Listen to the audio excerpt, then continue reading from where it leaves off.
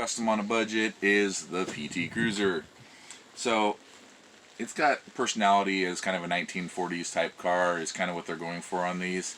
But the horn just sounds like your average little compact car nowadays. So, how about this? Auga horn, and it should add a lot more personality. So just to get started, we've kind of honked the horn a couple times to locate it, and come on down here. It is actually behind where this fog light should be on the passenger side front of the car. And so I've been able to unplug and fish down a couple of the wires right down here now, and we are going to identify which one's positive, which one's negative, and then put a couple of standard connections that will fit onto the back of this horn. So that's the plan. We're going to give it some more personality. We'll let you know how it goes. Alright, so hopefully you can see this. It requires 12 volts to actually be able to power it. And then it has it marked as one side as a negative, one side as a positive. So what we need to know is which one of these two wires coming out of here is positive and which one is negative. So I've hooked up a probe on the multimeter to both of them. And when we do that, it'll help us to identify, first of all, if we have power when the horn's going off, and secondly, which one is the positive and which one's the negative. So could you hit the horn button and hold it down, please? Yeah, see, so right now I have this plugged into a certain wire, and it shows minus 12 volts, right, when we do that.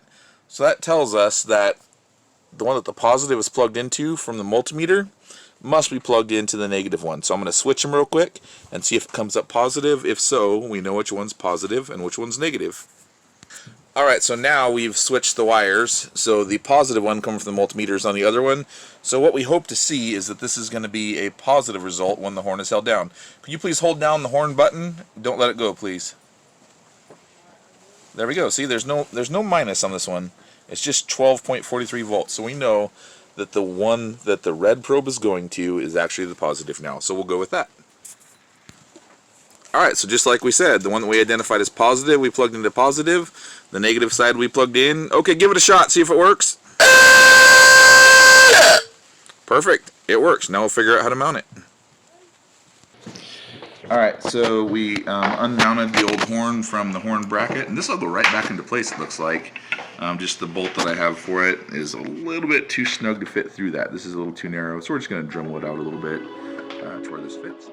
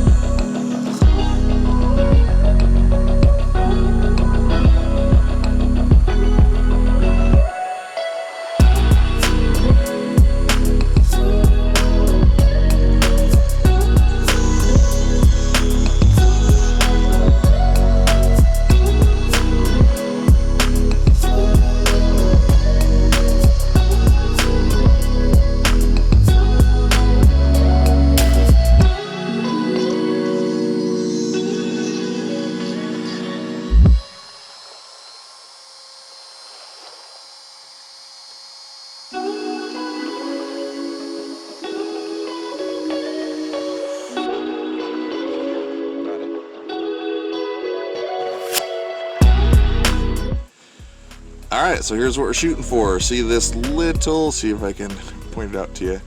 This little thing right there, right in front of my thumb.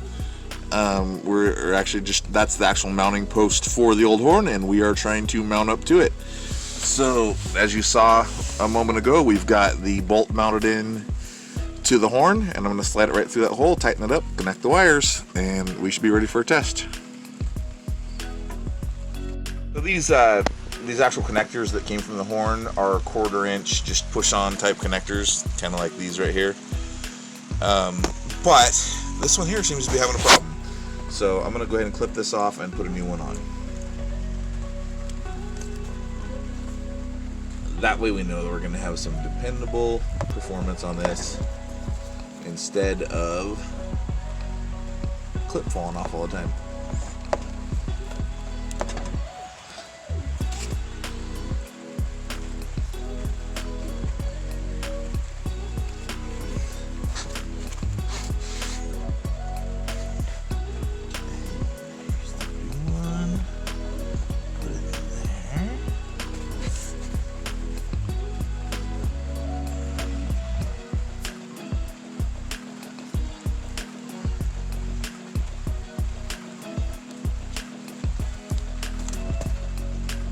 So good.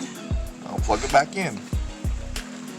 Alright, we're going to go ahead and try this with a new connection on it just to make sure everything works. Hey Stig, hit it!